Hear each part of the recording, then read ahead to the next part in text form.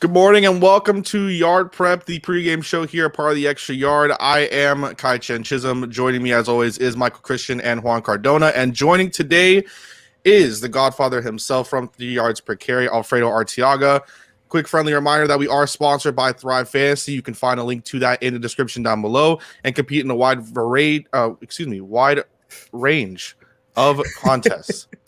And you'll be able to see all of those down below when you sign up. And you can use our code 5FINS for an instant match up to $100 on your first deposit. I want to start with you, Alf. Just really quickly, how's your morning been? How have you had your preparations getting ready for today's game? It's been great. I made salsa. I watched ESPN slather and slobber all over Mac Jones again. And I also, I dug deep into those highlight packages, and they showed that one touchdown pass to Nelson Aguilar, 6 different angles. So if you watch it and you don't know anything about it, you thought he threw for like 460 and like 5 touchdowns against Miami. I think it's brilliant editing by ESPN. Juan? I love it. I fucking love it. I don't watch ESPN anymore. I do not support them or anything they do. But hey, I love the Mac Jones love. I was gonna say, how can you not like ESPN if they love your boy? San Francisco should have took him at 3, but that's neither here nor there. But nah, I mean, yeah, for sure. ESPN loves that stir in the pot, and right now Mac Jones is hot, and go Jets. See. Yeah, because the thing is this week is very crucial for a couple swings because the whole AFC East is playing. Yeah, and it's also crucial for the Mac Jones love, because if Zach Wilson rips apart the New England Patriots, then it's over. Like, all that hype is over. But if Mac Jones goes off against the Jets, we gotta grin and bear it for another week. I mean, I also don't know how excited I'd be if Zach Wilson rips up the Patriots defense after what we did. That would be a bit disheartening. I'm not gonna lie. I'd be super excited. I can't lie about that. Just to watch the Patriots fans kind of go through another week of turmoil, I'd be very, very happy. Too much. I want a tie. That's what I want. I want a tie. That would be the best of both worlds. Yeah, tie is good. I think tie. Mike, how's your morning been as we get ready to get into this? Not great. The Gators only lost by 2 yesterday, so damn. I gotta better show than the them Caves, baby. I gotta show them some respect. That was a great play call on that 2-point conversion. Great play call. Yeah. Inside zone, and then not pull the ball out until if he pulled the ball out of humanity, he would have made it, bro. You think he makes it? Oh, for sure.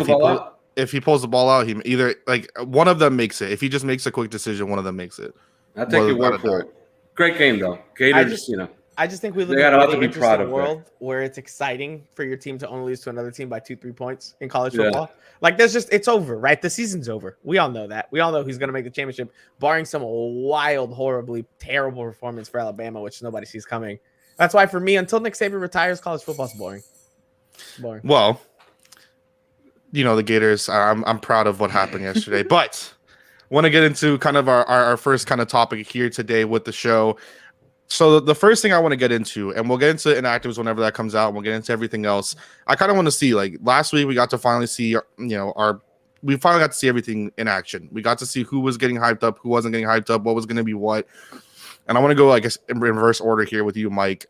What is one player that you look at on this team that maybe either didn't break out yesterday or last week, or just in general you want to see have that breakout game today against the Bills? I think there's a lot of different options. You wrote yours down on the rundown, so I could definitely just snipe it and go with that one. But no, I'm actually going to go with Albert Wilson. I want to see Albert Wilson have a bit more of an impact. I know that Jalen Waddle is obviously the focal point for the offense. Devontae Parker is your number one. We know that we don't have the other wide receiver that we really want to see out there. I think Albert Wilson did have a good camp, right? He had a good time. Alfredo can definitely attest to this more than I can, but I think he's a very good weapon on this team. I think the speed can be utilized, especially because Levi Wallace is the corner that's going to be most picked on, so probably if he's on Albert Wilson, go to Albert Wilson all day. So I think that would be a good thing for him. So I want to see Albert Wilson have a great game, especially because we know how this wide receiver core goes. Somebody eventually is going to go down with an injury or miss some time, whatever it is. I think Albert Wilson will be a great piece. If he can step up, it'll make this wide receiver core, in my opinion, pretty unstoppable. Juan? That was a good one, Michael. I like that one. I think I like mine's better though. I'm gonna go with Salvon Ahmed. I think if any of the running backs can not Gaskin. Yeah, the thing is that Gaskins. Yeah, Gaskins. I don't see. There's times where like you just see more explosiveness from Salvon than Miles, and you see it sometimes where you actually do get good blocking and it's like not taken advantage of. So maybe you start to give some more opportunities to Salvon, and that one pass that Tua could have probably thrown it a little better.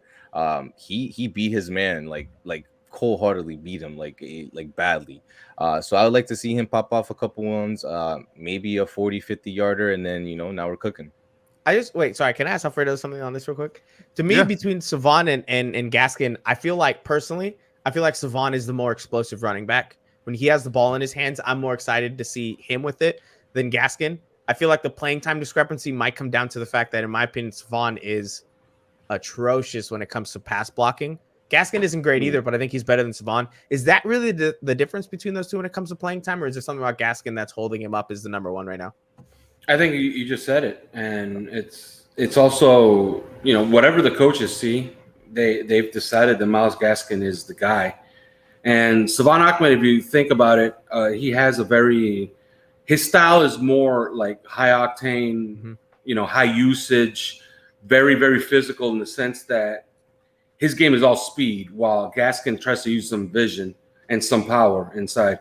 So Savon Ahmed is a guy that you probably won't see out there for 60 snaps because he probably can't do it.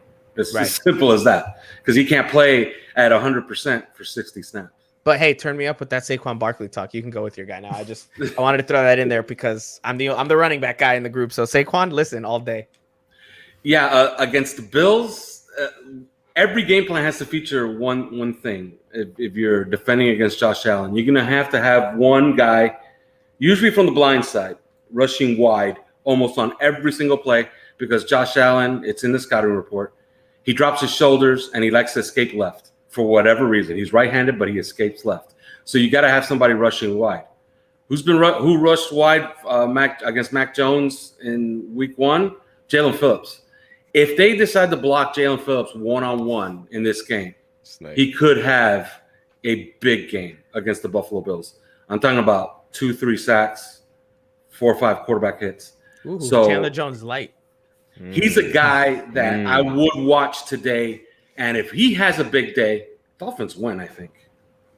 Can you expand? I know that you put out, or I think it was Houtz that put out a video of all the snaps that he had against the Patriots, and you kind of made your comments under it about how he was getting double teamed for most of those plays and how they were really focusing on him. And I think a lot of the talk beforehand was Bill talking about how much he respected him as a player, and then of course you get the double teams and everything like that. Can you kind of go into that a little bit just as we get into it? Because I guess a lot of people will look at that and say that it wasn't a great game and yada yada yada, but now it's kind of like saying like, well, he actually did more than what people actually thought that he did do. Yeah, Bill Belichick wasn't lying. He did a chalk talk talking about how good a player Jalen Phillips is, and he showed a couple examples from the Cincinnati Bengals game, the last preseason game. He wasn't lying. Like, he doubled him. He doubled him every time. They sniffed out when he was going to rush wide, and they tried to get a double on him almost every single time. Every time he got doubled, every time that he crashed in and took the tackle with him and allowed a linebacker to rush free, every time that he was one-on-one on a wide 9 rush or a 7-tech rush, and he got a pressure, all of those are wins. And if you look at his snaps, all I see is win after win after win. He did his job, and he was good setting the edge as well. So he did his job. He's the victim of not putting up a shiny, 1.5 sack number. Right. If he had 1.5 sacks against the Patriots, everybody would be talking about, whoa, they found something in Jalen Phillips. And they did. But all we see is that one play where he gets bullied straight to the floor. Yeah, but that happens to everybody. That's the welcome to the NFL moment. Literally, he thought that he was working one-on-one with a tackle, and he was hand fighting, and Shaq Mason had nothing to do. And Shaq Mason looked over and said, "Oh, there's that rookie." I'm not gonna lie though. That's the kind of play that I want to see the Dolphins make more. Right? I want to see Solomon Kinley or Robert Hunt find a one-on-one on a Jesse Davis or Austin Jackson and just like smack him. Hey, they get to do it against Greg Rousseau today. Oh, I'm scared. So speaking of I guess just the roster and players that we want to see break out, we have our official inactive list coming out from the Miami Dolphins, and it reads like this: Will Fuller, of course, and if we want to touch on that, we will. Trill Williams, two of your guys, Juan, Trill Williams and Noah Igbinoghene, and then Elijah Campbell, Greg Little, and guys are so all over the place because Juan has Trill Williams and Noah Igbinoghene. He also got Mac Jones. He's got I'm a diverse type of person. like- I'm a diverse type of person. What can we say? Like, Noah Igbinoghene was taste. so bad last week in week 2 that they made him inactive for this week. So what do we make of this? Does anyone have? I mean, like, I'm obviously interested in the Will Hunter Fuller Long stuff, one but- because last week we didn't. Did we sit a tight end last week? Well, Shaheen, right? Yeah, so Shaheen's just taking his place. So Shaheen. I think the Hunter Long one points to Ethan Carter. Ethan Carter had a perfect game last week. He hit every single one of his blocks. Yeah. Guy's a good blocker. And I guess they decide, you know what? We have Gesicki, we have Shaheen. That's enough as far as a pass catcher, pass catching tight end for this game. We need more blocking. We're not going to sit Ethan Carter because he was good. So sit the rookie in favor of Shaheen. So it's a hell of an inactive list, though. That's a first rounder, a third round pick, and then your star wide receiver. Well, and you know what? Hey, listen, I'm gonna be completely honest. I don't know if I'd go as far as the star wide receiver. I mean, yeah, I would. I wouldn't. Well, he hasn't played yet. Yeah. So I mean, look. Alfredo said it. Alfredo said it on 3 yards per carry. The most he's seen is him doing the Tour de France. I mean, that's on the bike. So adding this, and I guess the biggest alpha, and if you want to even comment it at all, I guess a lot of the talk has been about Will Fuller. He's out again today. I know you've said some stuff, or there's been some stuff on OnlyFins. I don't want to expose anything. I want to keep my my solidarity and everything with that. But is there anything that you might have to say kind of on Will Fuller, or that you would want to kind of put out there just on kind of what's been happening with him? Well, it's a personal issue. All we know is that on Wednesday he was pretty gung-ho about playing. He was all smiles and handshakes, and he practiced. It looked like he was going to start, by the way, on Wednesday. Something happened Wednesday night leading up to Thursday morning, and all of a sudden he's not playing. So it's a personal issue. There's a lot of speculation out there of what it is. I won't do that here. Leave that for somebody else to do.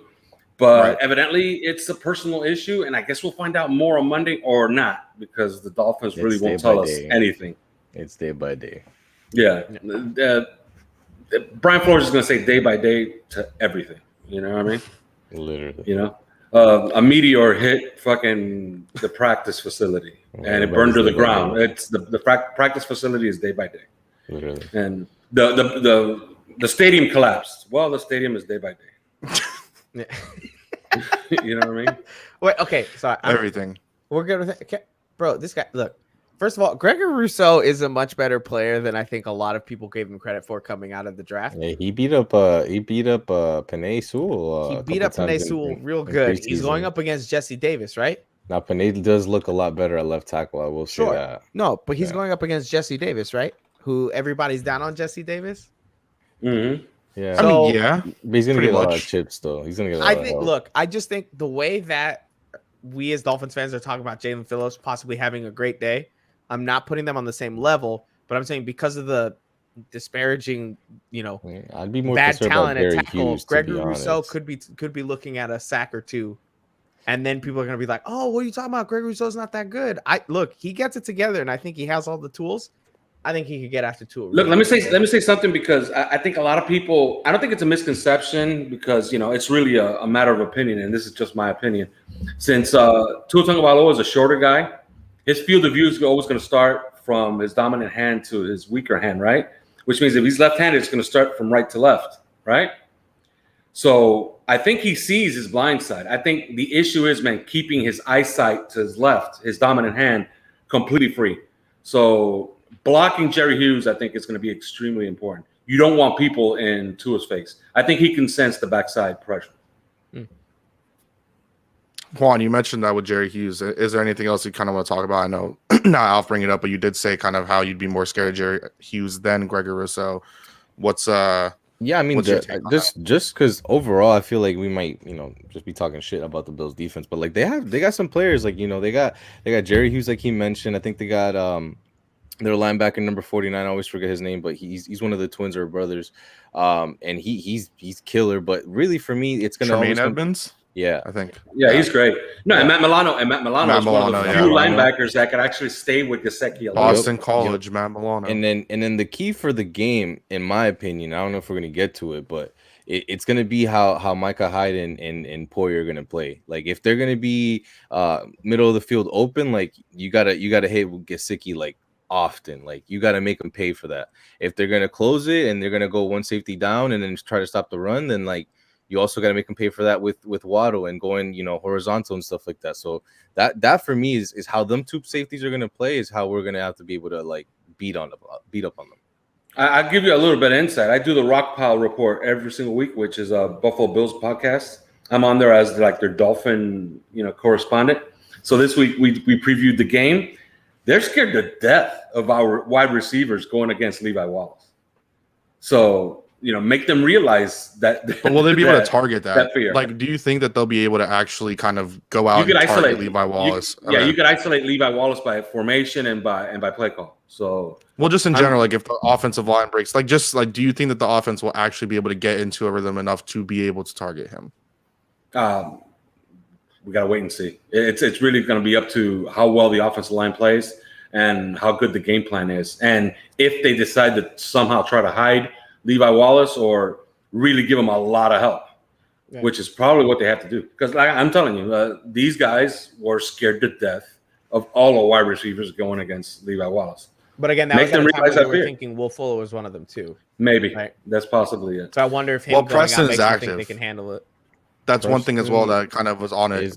Preston is active. So I guess you add in Preston Williams, and we all know what Preston can do when he is healthy. Zach so Moss is going to be active for the Bills too. I don't know if you want to bring up the Bills inactive list or not. Let me get it up right now. But that does play a lot into it, right? Alf getting at least one of those receivers back in Preston Williams. Yeah, absolutely. A little bit more diversity in attack is important. If you noticed last week, there was no diversity in attack. It was just it was Devontae Parker and Jalen Waddle, and that was it. So this week, because the Patriots did a great job taking away the middle of the field. I mean, they couldn't get Gesicki at all. These are the inactives for the Bills. Anything the important one there is Harrison Phillips. He's a badass defensive tackle, but I believe he was injured for the first week too. So Boogie's one of their, I think, was like a third or fourth rounder for them too. Yeah. Mm-hmm. Other than that, no. Nothing too much there. No. So you mentioned keys to the game, Juan, and it's perfect because that's exactly what we're going to transition to next. Is that that's going to be your key to the game, kind of like getting or targeting Mike Gesicki and trying to get him involved in the offense more than he was last week? I don't think more so Mike Gesicki, just kind of like how you're going to respond to Micah Hyde and Jordan Poyer, how they're going to play. Like if they're going to go cover 2, then you have to have an answer for that. If they're going to go cover 1, then you also have to have an answer for that. So it just all depends on how they're going to kind of play it off, because they do a lot of safety blitzes. So that's the stuff you're going to have to really watch out for. And if they do blitz, like Mac Jones, like the way he responded whenever we blitz, like that's kind of how it should be. If Tua sees the blitzer coming, like it is logical to try to throw exactly where that window is, just to be mindful of maybe somebody dropping into that zone in like a fire zone situation. Yeah, I think it's also extremely important. I talked about this on the podcast this week. If you watch especially if you watch them against the Steelers, if you watch Josh Allen play, like people are giving the Steelers were giving him 6 yards, and he was just looking at. He didn't want it. He wanted something, and he would hold it like, no, I don't want that. I want the 25-yard crosser, and then he would get into trouble. Hopefully, we get that Josh Allen, because that type of quarterback play is death against the Miami Dolphins.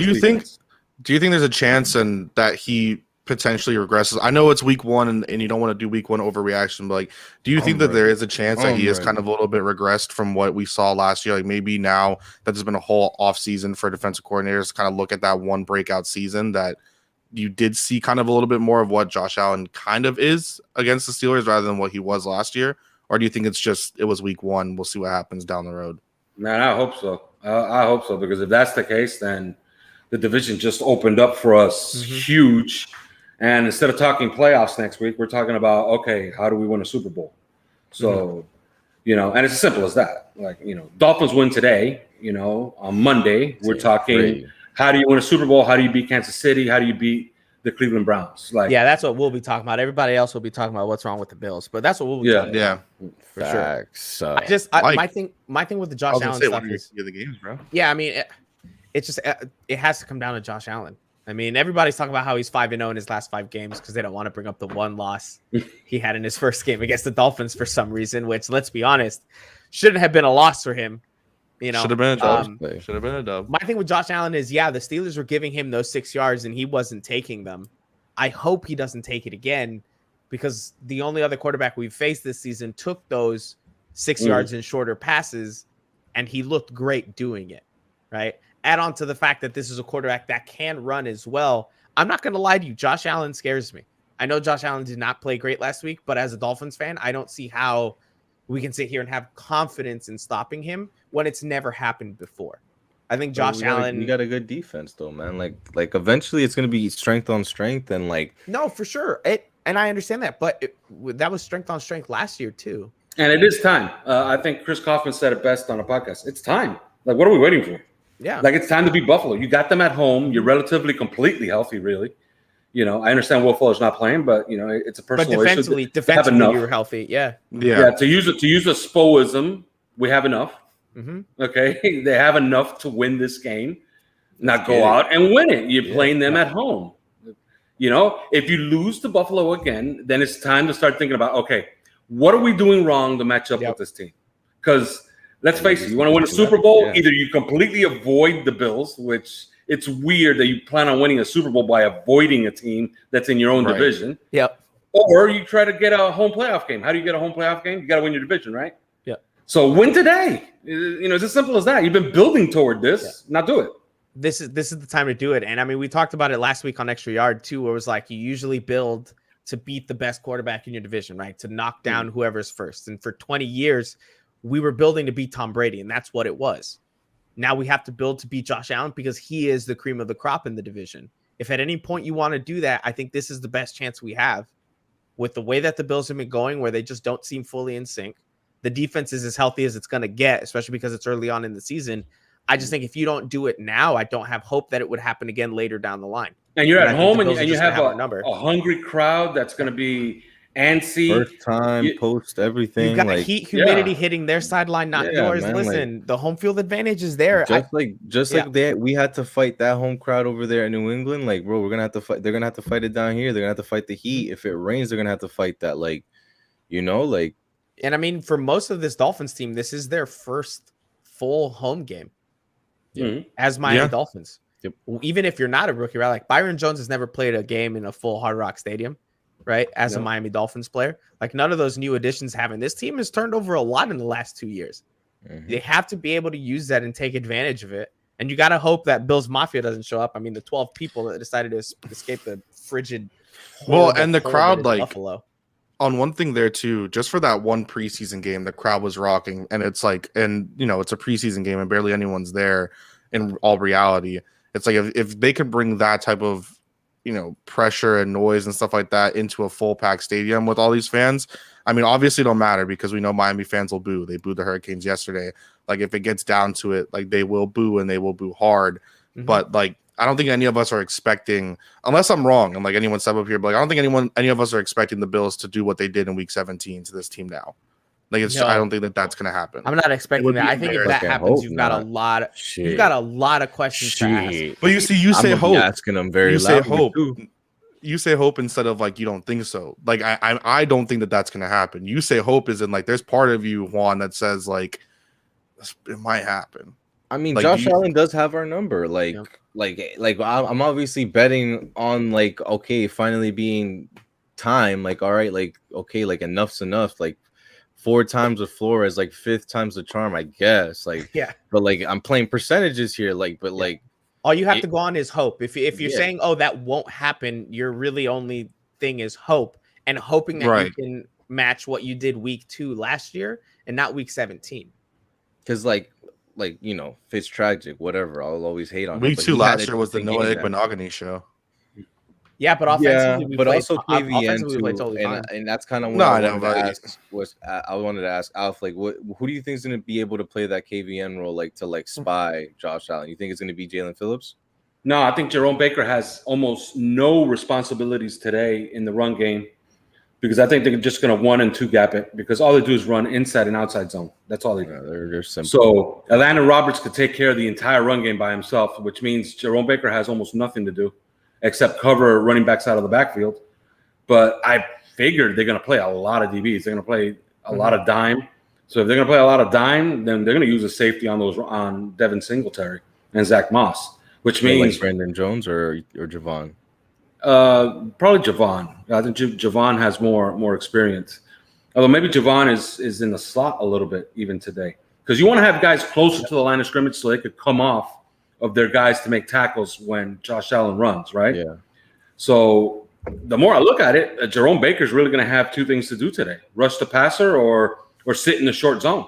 I'd love to see him rush like crazy today because, in my opinion, listen, when Jerome Baker rushes the passer, I mean, it's fantastic. He finds that gap. He gets after the quarterback. I mean, we saw the 30-something yard sack on Patrick Mahomes. Mm-hmm. Nobody does that. Jerome Baker did that. Yeah, I think him on Josh Allen's great. I just worry a little bit about the size there. A little bit about the size disadvantage that I think Jerome Baker would be at just because Josh Allen's so big. I still think he could do a good job. Josh Allen does that to like DNs. Like it's not even a negative. Like Jalen Phillips is a bigger body than Jerome Baker. So like if I've got one of the two to go 1-on-1 in a tackle situation, I'd rather have Phillips for sure. But I mean, I think Baker's got the speed that can keep up better too. So yeah, I think if I'm the Dolphins, man, you got to try something new, right? So man, I play a lot of cloud coverages underneath and force Josh Allen to try to get shot plays against my corners. And then you got to trust your 2 most expensive players on the team to come through. So what's wrong with that? You're gonna put Byron on Beasley, or what are you thinking?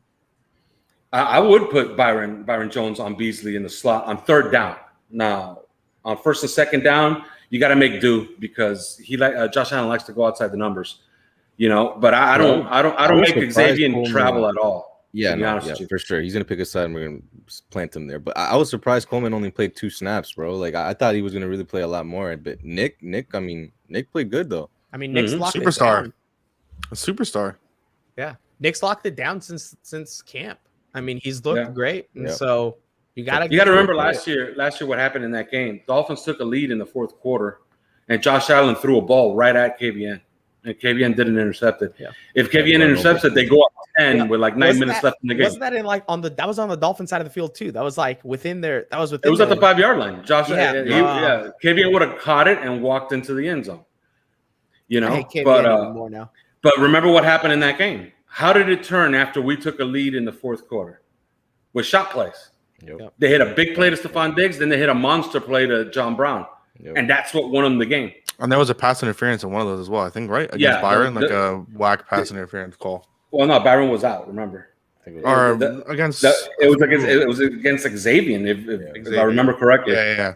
He got called for PI against John Brown, I believe. Yup. So, I keep people underneath and then, I dare them to go deep and go deep on our corners and just keep a single high safety. Like, I mean, it is scary, though. I mean, we almost won that game. It was 31-28 last year, week 2. Josh Allen went 24 for 35 for 415 yards and 4 touchdowns. I mean, MVP performance if I've ever seen one. I doubt that happens today, though, because I will. Okay, I think this is going to play a big factor as well. Obviously, the heat always plays a factor down in South Florida, especially for a team coming down from the north. It is projected to rain, too.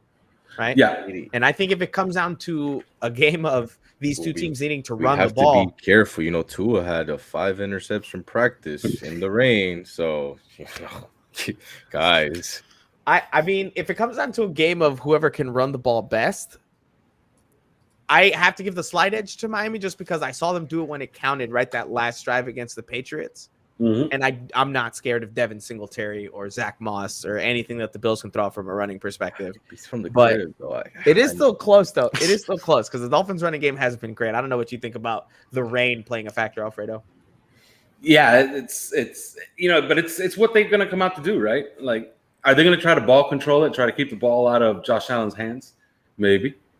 Are they going to open up the offense and just try to score and try to put the pressure on Josh Allen and then let our defense play with a lead? I think that's our character, right? Like that's what we do. When you start changing the things that you normally do just because the opponent on the other sideline is different, then you're probably lost already. You know what I mean? Yeah. So I think you want to go out and get a lead and play with the lead, because that's their character. That's what this team is. This team is a team that likes to put pressure with the lead and then have their defense play with the lead. I'm looking at the weather outside. It's absolutely beautiful. But if you look at your phone, it says from 2 to 5, 52% chance of rain. I mean, it's Florida. We all know how right that goes. I was just about to say, like, it's like in an instant, it'll be the all, darkest like, clouds. Part-time meteorologists over here. Like, we know it's gonna rain in South Florida. Right now, from on the Weather Channel in that area above Hard Rock Stadium, it says that there's going to be scattered thunderstorms from 3 to 4 p.m. right above the stadium. So that's the fourth quarter. Yeah, pretty much. Hopefully, we mentioned by then. Wait, what's the rule on postponing? Like, let's say, because I know they try to make it go as long as possible. I mean, I know because I was there, right? When we played the Titans a couple of years ago, and it was like postponed for about 6 hours. Gosh, that was the worst. I had to leave. I literally left. I had to go home. I had to drive all the way back to Orlando. I couldn't stay. But I mean, if it's past like the third quarter and they just can't play it, do they just call it a victory for whoever's in the lead, or do they try to come back and play the fourth quarter? Nah, it's in the rule book. You got to complete the game. Oh, jeez. Get out. You have to complete the game no matter what. Even if it's the next day? You should have like mercy rules or some shit. Well, what they were planning on doing, if I remember correctly, because it's been a while, it was the Adam Gase era. Okay. What I remember that they were thinking about doing was finishing the game on Monday, the next day. Because the teams are there, right? So you just tell them, hey, man, go back to your hotel. See you tomorrow, man. Oh, my goodness. You know what I mean? That's what they were thinking about doing. It happened earlier before in NFL history. I remember there was a Chargers game. It wasn't a thunderstorm. You know what I mean? Mm-hmm. But it was, I believe it was an earthquake or something like that. Oh, gosh. And all they did was that they decided, you know what? We're going to play on Tuesday. And they ended up playing on Tuesday. Mm. Okay, so I remember this was like about 15 years ago or so. Yeah. There was the day of the game, like it was on a Sunday. There was like an earthquake in the morning. And then they said, you know what? There was some infrastructure damage around the stadium. We're not going to play. Right. And they said, you know what? We're going to play on Tuesday. They ended up playing on Tuesday. I want to see the day the rain is so bad. They're just like, hey, you guys just want to go finish this up at the indoor facility? Just like have like one camera. All they gotta do is cross the street. All they gotta do is just run across the street, right? Not the worst. Little trolleys. And we mentioned Tua a little bit, and I want to ask you, Mike, first, since you are the one donning the Tua jersey right now. What are your expectations with Tua for this game? I know we talked about it a lot on the Extra Yard throughout the week, but obviously it's a topic of conversation. Someone mentioned earlier that there's always trade rumors coming up all the time with Tua now. But what are your expectations for him, like just this game? Do you think that this is kind of where he needs to show up and show out? Or do you think that if he kind of plays similar to, like, let's say some of the games he had last year where they were able to win, but he wasn't the reason, that it's okay?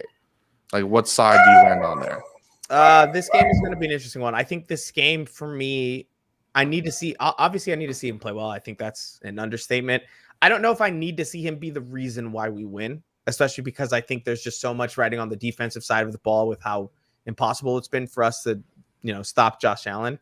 I think those games are going to come later on in the season where I need to see Tua be the guy, right? I need to see him be why we win. Not we won in spite of him, or he managed the game to victory. I think today what I want to see, though, is I want to see good ball control, right? Ball security. Don't get rid of it, right? If you get sacked, don't fumble. If you're going to throw it away, throw it 10 yards, like 10 rows up the sideline, right? I understand he couldn't get to his back foot and it was unfortunate, but make sure what you're doing there, right? Don't try to extend the play too long, because I think in this game specifically, one turnover could cost us the game, right? If it's at a bad time, he throws that one pick, it could end up going south. King. I don't need to be the one that wins this game for us. I just need him to manage the game well and manage it appropriately. Juan? I had said on the Extra Yard, I said 350, but that was with my expectations of Will Fuller coming. Will Fuller was on the way. That's what I understood. Oh, so Will Fuller is the reason why he goes from 350 to 220? Nah, 260 I'm at 260. Yeah. And honestly, all I really want is just what you saw from the first drive in the Patriots game, and then the first drive coming out of halftime in the Patriots game. Like, you give me that 2, maybe 3 more times in a game, like, we're cooking, like, legitimately cooking, like 25 plus points a game. It's just getting to that level of consistency. Maybe it was, first game jitters. Maybe it was, play callers, first time really doing it together. Like, whatever it is, like, like, everybody has work to do. If you can get that down, you can do it a little more consistently. We got a good offense, regardless of if Will Fuller is here or not. Alf? You know what? I think if we're talking about Tua, I think it's been his MO when he looks across the sideline and he sees something that's maybe insurmountable for his team. He's going to play well. He's always played well. I saw a stat earlier today. I don't know what it was. It was either 5-0 or 4-0 against the spread as an underdog. And Tua has always been that guy. Whenever he's been up against it and they tell him, you know what, you don't have the best side of it here, he's going to ball. He's going to play well. I expect the same thing again. He was a top 5 pick for a reason. He was a top touted prospect for a reason, okay? You've seen it in spots. I think you see it again today. Today's one of those days where he's going to show up, and he's going to show up big. I think if we get something close to what he did Arizona last year, right? That to me is always going to be the bar in terms of his play as a Dolphin, right? Because that was the peak of it. He won that game. He did. I mean, no, obviously absolutely. Missed field goal, a weird short missed field goal. He did everything. He won could. that game. He did everything he could in that game to win it, right? I do want to see him start doing that eventually. I'd love for that to happen now. And I think a lot of people take it as, oh, I don't think it's going to happen yet, as I'm not that big on Tua. I am. I think I just have more respect for the Bills than a lot of others do, where it's just like, to me, they are still the best in the division. It does still go through them, not just because they won it last year, but from a talent standpoint, I think they're the best. So that's why for me, listen, if he wants to go out there and ball out, throw 300 plus yards, 3 touchdowns, win the game, I'm all for it. I just have a hard time seeing it personally. Even against Levi Wallace, even with all the talk earlier about Levi Wallace? No, I think they can pick on Levi Wallace. I mean, if the rush gets there to him, you can't pick on Levi Wallace if you can't get the ball off. True. I'm going to be really interested in seeing that game plan, right? Like, that's what you want to see. What are they going to do on offense? What is going to be their approach? Are they going to be super aggressive, or they're just going to be ball control? I want to see what they're going to try to do on offense. We'll see. I guess we're going to see on the first drive. Yeah, that's what I was about to ask. Do you think like those first scripted plays, you'll see what they're trying to do? I mean, those 2 scripted drives last week were the 2 scripted drives that they looked the best, at start of the game and then, coming out of half. You think we'll kind of get a feel for what the game's going to be with that first drive? Yeah, I think Devin McCourty kind of said, what was the problem? He was on with Colin Cowherd. Yes, that guy this week. And they asked him, so what was, what happened on those 2 drives? And Devin McCourty said it was really the tempo. He said that the Dolphins were playing at a quicker tempo and they were having issues trying to get their substitutions and trying to get the right defenses in for those plays, and that they were completely off balance. So the rest of the game, they didn't play that much tempo. That's another thing. You can't play 60 minutes of tempo. You're going to kill your defense. Exactly. Right. You know what I mean? But it just so happens that when they went tempo, it worked. It works. It always works though with Tua. Going back to last year, how many times have we said you put him in tempo, and for him it's like the quicker it goes, the quicker he processes. But you remember the Bengals? You remember the Bengals game? The first half was super slow. They come out first drive, second half they go tempo, and it's just an easy and score. It works. It's just like Al said, you can't live with that. Like and the book on Tua is already out. Like, a lot of defense coordinators are talking amongst themselves, and they're saying, you know what? This is not a guy you blitz. This is the guy you put 8 guys, 7 guys into coverage. You try to get there with 4.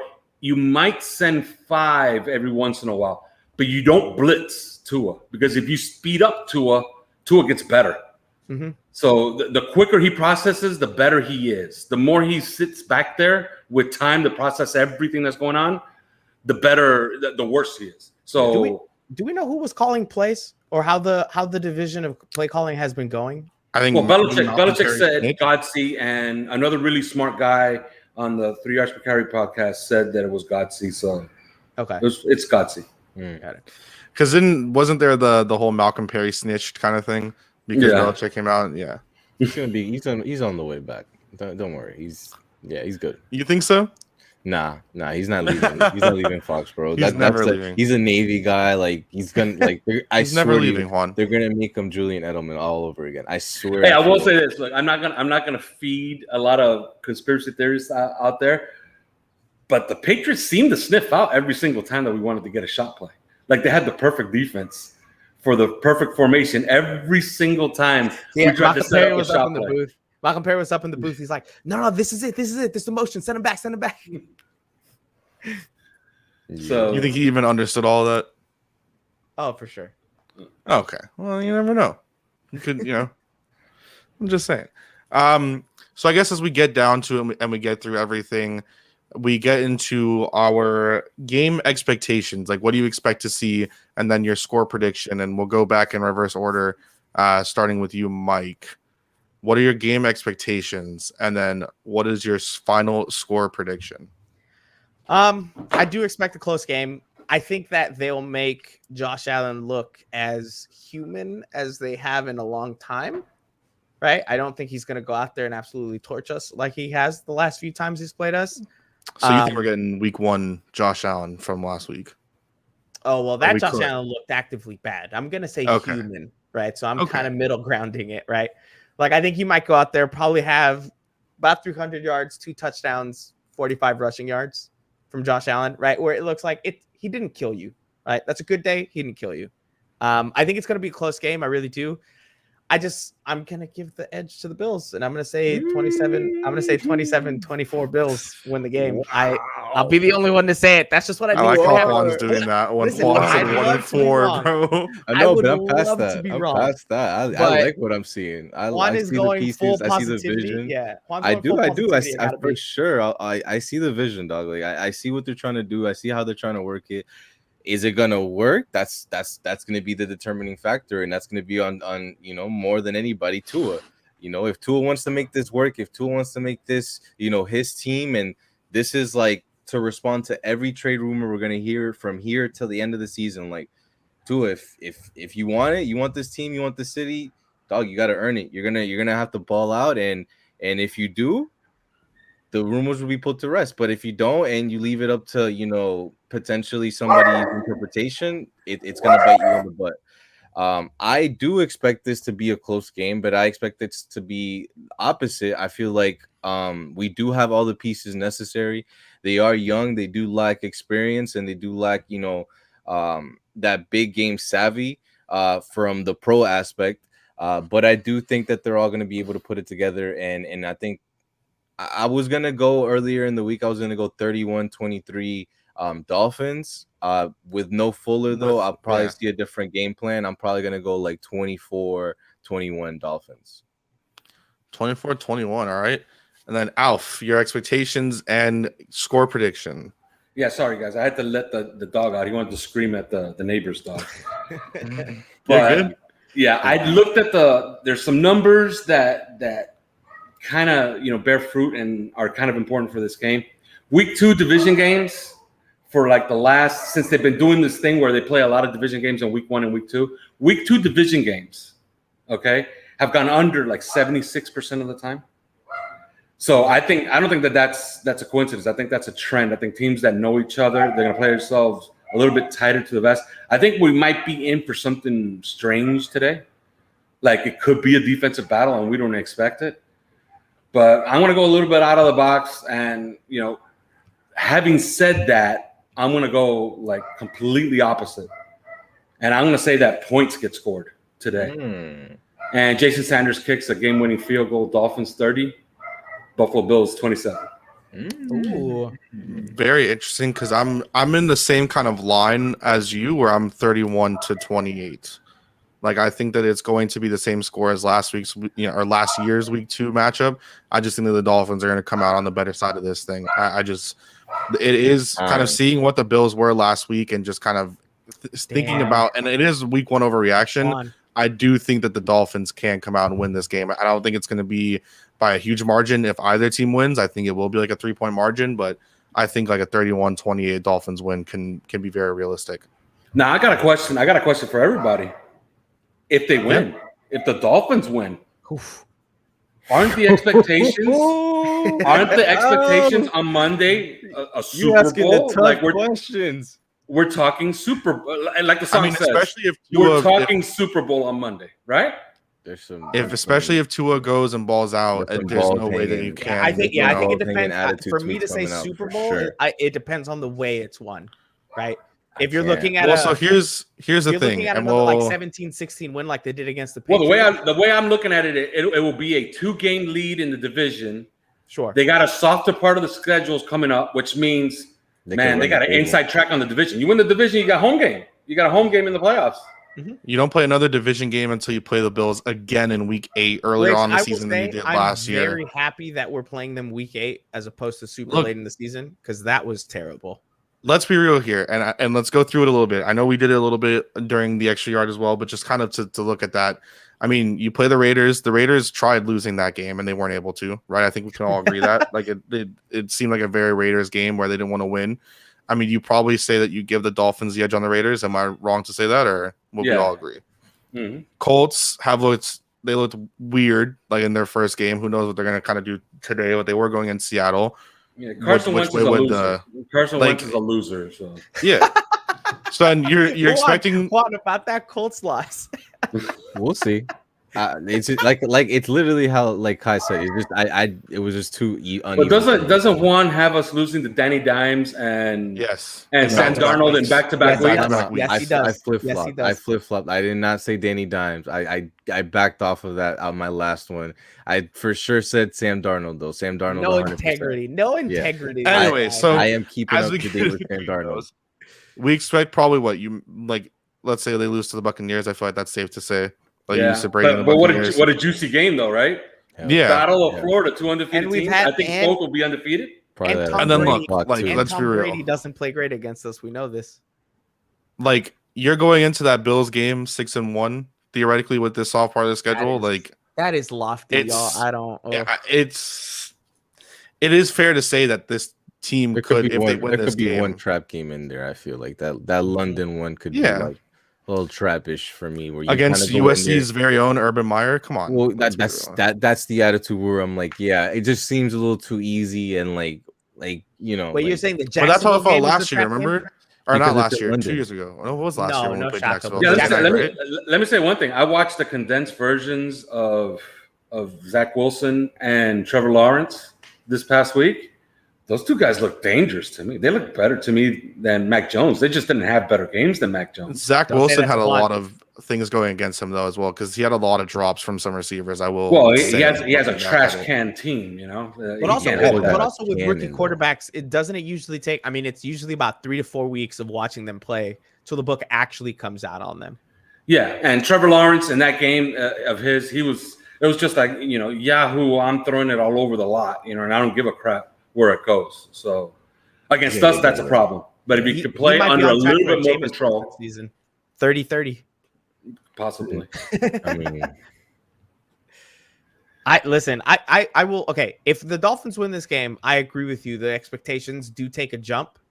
I think there's no way around that. The thing is, it's not just the win, and I get you. It's like you want to see it convincingly, but for me, it's like what's convincing when I look at the division and I see the Dolphins 2-0, either the Jets 0-2 and the Bills 0-2, and then the Patriots being 1-1, which is what I'm kind of expecting it to be.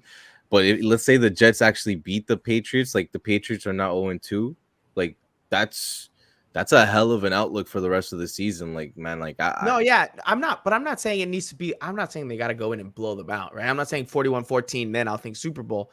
It's just I think Super Bowl. I mean, you want to see more. You want to see more. I need to see more than 2 weeks for me to really completely buy in. But I will. But I think it's right to give that. My expectation isn't just make the playoffs. It's win a playoff game, which none of us have seen in 20 some odd years, in my opinion. Like or cart before the horse, whatever these. Yeah, that's what I'm saying. Win a playoff game, and then I can start talking Super Bowl. Yeah. But I've literally never seen that. I think it's just Dolphins playoff games in my life. Both of them are embarrassing to watch. Yeah, but let me say something. Tampa Bay had not won a playoff game in like 15 years before they won it all last year. First team to win the Super Bowl in their home. Brady. I'm gonna say that this Tom Brady. Thomas. A bit of so Tom Brady brings over the experience. I think Tom Brady brings a hell of a lot of winning culture. I'm not gonna underrate the GOAT. I mean, I think it really is just off of the expectations where like we are Dolphins fans and we're so used to having low expectations for the team, even when we do have those high expectations and we're used to being let down. But I think that it can't be understated that how big of a game this is, even in week 2. Like you saw that the Bills looked pedestrian in week 1, and then you were able to, fight hard for a win in Foxborough. And now you have to strike. Yeah, you have to strike. Like it's only week 2, but it's an extremely important game because it is a soft part of your schedule. It's going into like you get a 2-0 division lead where everyone there. Like this game, whether it means Super Bowl or whatever, like it is a huge game only in week 2. Like it is a huge game because now you're going into it where you go against the Bills in week 8, your next division opponent, and you're sitting there. Let's say you 5-2 or whatever the record is, right? You're going into that and you're like, okay, not only did we beat the Bills at home, but we know we can beat the Bills now. Now we are going into there. We already have a good lead on the division. If we're able to squeak out another win and beat 2 against the Bills, you're holding tiebreakers. You're holding it is a huge game to be able to get this win. Absolutely. I mean, hey, I think we all want the win. We know that for sure. I mean, 3 out of the 4 of us think it will happen. I'm sorry to be the Juan of the group, but that's just sorry, Mike. What I thought.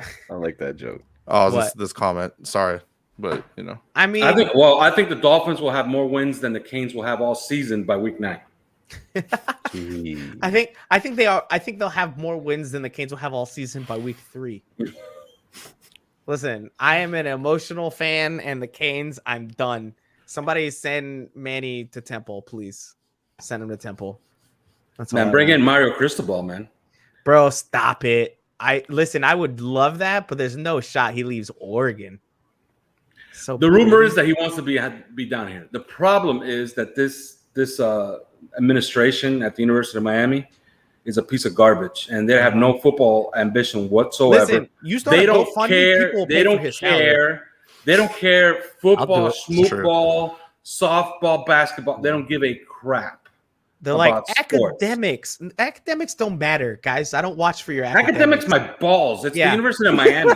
Oh, you gotta get a degree. Who cares? The only people that actually give a shit about a degree from the University of Miami are lawyers and doctors. Yep. That's it. Exactly. Everybody else there scientists, bro. Fuck you, mean, bro. Scientists as well. What'd you say, Juan? If you're not going for those 3 professions, you're going to BC, and we out here, we lit. You ain't going to UM. Oh, you're saying Broward College. I'm like, why are you talking about Boston College, homie? What the heck, bro? Nobody calls Broward College BC. See, that's how you know you're in Orlando, bro. Like, bro, I'm from Miami. Down here, the people that go to Miami-Dade, they go MDC. I went to MDC, and I'm like, what the fuck are you talking about, bro? man? You just say Dade. No. You say, bro. You say Dade. Yeah, go to Dade. I went to Dade for 2 years. It was the worst 2 years of my life. Yeah. Okay. Like, going to FIU was a dream compared to Dade. It humbles you. It humbles you. Oh, yeah. You go to FIU or somewhere nice, and you're like, damn, like I came up. It's like, whoa, dude, my academic advisor randomly left the school and didn't tell anyone, but now I have a real advisor? That's crazy. Did you go to the Miami? And, and the Hurricanes, and think about it, they're so stupid, these people, that they don't realize that they got a Mario Cristobal. Yeah, he's going to be expensive. You know what he also does? He also pays for himself. He wins. Because if the team wins, it brings revenue to the school. Yeah. And revenue to the school means you get to pay for him and you get to put more money in your pocket. And the ACC is so stinking bad. It's so bad. Awful. You could do anything. It has one team and another team that's half a team, which is UNC. That's it. It's Clemson and UNC, and that's it. Everybody else is a piece of crap. Yeah. So, any final comments on today's game? Now you're gonna be pissed off. You're gonna be pissed off going into this game. You know what? I think it's over for the University of Miami. I think we gotta stop it. We convince ourselves every single year. This is the year they play in the ACC championship game. This is the year that they come close to Clemson. Nah, it's never the year. It never will be the year. Okay, but hold on. Everybody who's watching this stream right now will die before the University of Miami wins anything ever again. Damn. Period. Hold on. Okay, hold on. Wait. That's the greatest. That's the greatest clip ever. The Notre Dame game. That was the highlight of my Canes fandom. Oh wow, great! Yeah, that was great. I remember I even said, "Oh, they're back." They're back. I thought they were back too. Even I thought they were back also. But then what happened the following fucking week? They lost to Pittsburgh. Remember? Yeah. All right. So with the Gators Dolphins, what? With the Dolphins, do we have any final comments as we get ready to wrap up here? Win. It's time. You've been building this team for 3 years. You spent a pile of first-round picks, a pile of free agency money. You're at home. Crowds with you. You're relatively healthy. It's time. Put Jalen Phillips to eat. Let that boy loose. Let somebody eat. Make the game plan work. And offensively for me, double moves. Look consistent. Just look consistent. I don't need you to run the up tempo all the time. I just can't watch 2 good drives and no good drives the rest of the game. Right. And it can't be a different person every time messing up. Right. It can't be Jalen Waddle dropped the 3rd down pass. Tua made a bad read. The offensive lineman tripped and that ended the drive. Find some cohesiveness. Find for a way to all work together. Have good drives more than just once or twice in the game. You win this game, no doubt. Austin Jackson is back. Make sure you guys check out for the post-game show today. Once the game is all said and done, you can go on. I believe that'll be Louis Sung and Hassan Patel that'll be there. I don't know who else will be on, but I know that those will definitely be on there. You can check the post-game show. Whether you're pissed off or happy, make sure you tune into that. This has been the YardPrep pregame show with myself, Michael, Alf, and Juan. What the smash? Make sure to smash the like button. As well as Juanye West always says. I lost the comment, but I was going to put it up there a little bit ago. Make sure that you smash the like button. Make sure that you are tuning in for every yard prep. And, of course, with Thrive Fantasy, you can go click that link down below in the description. Also, again, post-game show, the extra yard Tuesdays and Thursdays. You also have 3 yards per carry. Tune into everything here from 5 Reasons Sports. Get the best Dolphins coverage you can. We'll see you guys later.